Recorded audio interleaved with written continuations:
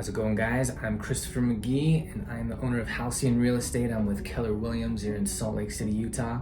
And this is the Real Estate Numbers, where every week we just take a look at what happened in the past week in the real estate market. We track 7 specific numbers to be able to tell clearly the story and hopefully track the trends of the real estate market in Utah. So let's take a look at those numbers. First, our number of active properties on the market is now 9,008. You know what? It's been crawling down the few times I've looked at it this morning. 9,003. That'll be under 9,000 by the time the day is out. Yeah, it's still following the trend of dropping 200 to 300 a week, as it's been doing since October. On Halloween, we had 10,338. Next time I do this, next week, on the 19th, because today is the 12th, on the 19th, it'll be in the 8,000 something, unless something weird happens that I don't anticipate. Our average days on market, the average amount of time that a property is on the market actively open and accepting offers until they accept an offer, that number of days is now 52.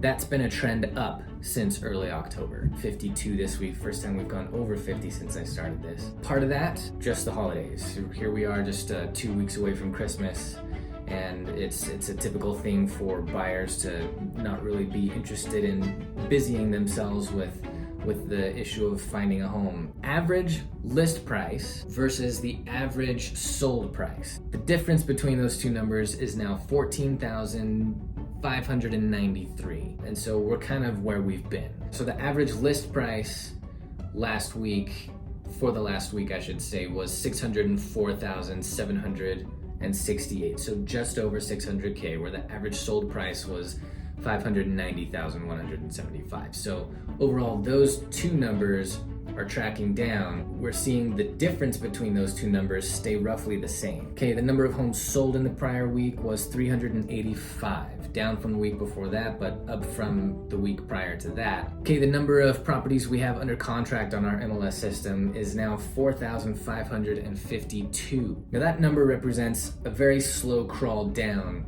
from when I started this in late October, mid to late October. Because we started with 5,200 homes under contract. It's gone steadily down. Every week it's gone down. I think that's just representing the number of actives on the market. There's fewer homes to sell, so there's fewer homes that can go under contract, but there's roughly the same amount of buyers. The number of price reductions that we had in the last week was 787. Still tracking down. So, and again, that's one of these numbers that tells us that the favorability being on the side of the buyer is coming to a halt, because the fewer price reductions there are, that's just saying there's fewer sellers that are out there. They're like, I'm not getting any bites. Let's drop my price. There's fewer sellers doing that, and that's been an overall trend since I started. Right now, it's just under half what it was when I started this. We had 1,637 price reductions the week prior to me starting this video series, and it has come steadily down, has been that trend. And our last number is the number of canceled, withdrawn, and expired listings. How many people are taking their property off the market for one reason or another. This week is 460. Down significantly from the week prior. Not much of a trend to say there one way or another.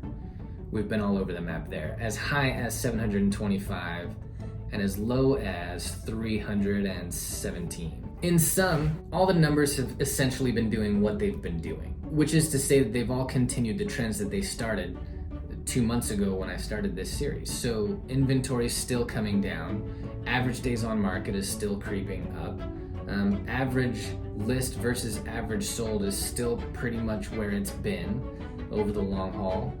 Numbers sold down this week, but it was up significantly last week, and it's still averaging in the mid 400s. And the dip we have this week there, I think, is just the holidays. Number under contract is creeping down, and I think that's just reflecting the creeping down of the amount of inventory that we have. The price reductions, that's trending down over time, and the number of canceled and expired withdrawn, not really telling much of a story there. It's just staying roughly the same. And so there's numbers telling us that the buyer's shift is slowing down, and there's numbers telling us that it's still going on, But I think the overall story is still what I've been saying the last several weeks, and that is that I think it's slowing down. I'm very interested in what's going to happen after Christmas. Again, in sum, I think right now is a great time to buy a house. Interest rates creeping down, you still have a good amount of inventory options to look at, and the amount of time that the sellers have been on market is growing, and so they get restless and they're more willing to make a deal somewhat in your favor if you're a buyer. If you're a seller, this isn't your favorite market. It certainly isn't the market we had a year ago. If you're selling something and then turning around and buying something, it's gonna even out for you. If you're selling something, you won't get everything you want out of the deal.